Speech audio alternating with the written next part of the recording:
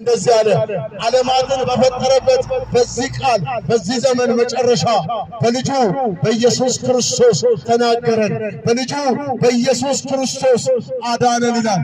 ወገኖቼ እግዚአብሔር እውነተኛና ታማኝ አምላክ ነው። ለዚህ ነው መጽሐፍ ላይ ሲናገር በእኛ ጽድቅ እንዳልሆነ፣ በእኛ አብ፣ በእኛ ስልጣን፣ በእኛ ዕውቀት እንዳልሆነ ኢሳይያስ ሲነግረን የእኛ ጽድቅ የመርገም ጨርቅ ነው ይላል። ወገኖቼ በእኛ በእግዚአብሔር ፊት የምናቀባው ስራ የለም።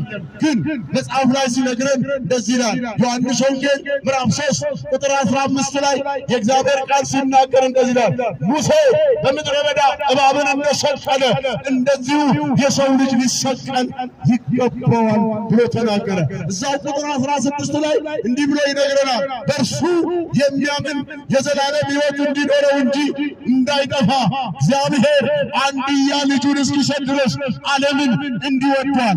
ዓለም በልጁ እንዲያምን እንጂ እንዲፈርድ እግዚአብሔር ወደ ዓለም አላከውምና፣ ግን እግዚአብሔር በላከው በክርስቶስ የማያምን አሁን ተፈርዶበታል ይላል።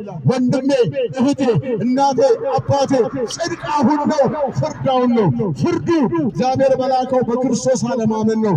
ጽድቁ ደግሞ እግዚአብሔር በላከው በኢየሱስ ክርስቶስ ማመን ነው። ኢየሱስ ክርስቶስ ጌታ ነው።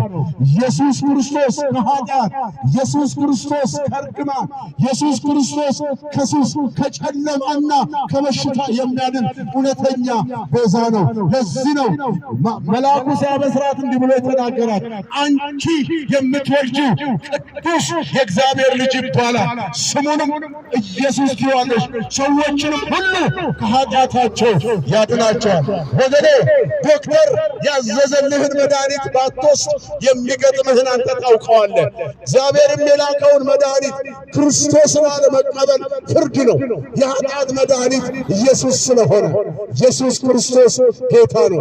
ለዚህ ነው ሐዋርያው ጳውሎስ በአንደኛ ቆሮንቶስ ምዕራፍ 15 ላይ ሲነግረን፣ ሞት ሆይ መውጊያ የት አለ? ሲኦል ሆይ ድል መንሳትህ ወዴት ነው? ኢየሱስ ክርስቶስ አሸንፈዋል። ሞት በማንም አልተሸነፈም። ሞት በማንም ድል አልተነሳ።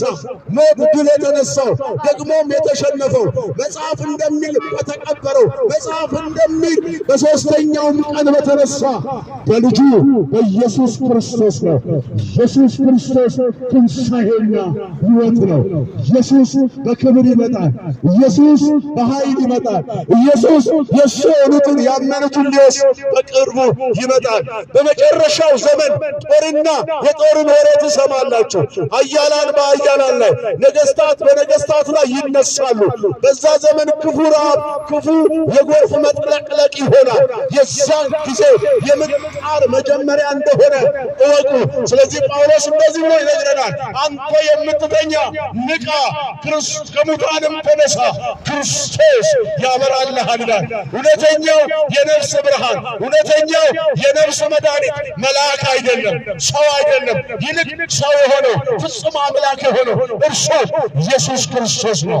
ለዚህ ነው ሐዋርያቶች ሲጠሩልን እነሆ የልጁ የኢየሱስ ክርስቶስ ደም ከኃጢአት ሁሉ ያነጻል ይላል። ከኃጢአት ሁሉ የሚያነጻ የሚቀድስ፣ ከአብ ጋር የሚያስታርቅ ኢየሱስ ነው። ኢየሱስም በዮሐንስ ወንጌል ምዕራፍ 10 ላይ ሲነግረን እንዲህ ብሎ ተናገረ፣ በሩ እኔ ነኝ፣ በእኔ የሚገባ ይወጣል ይገባልም መሰማሪያ ያገኛል።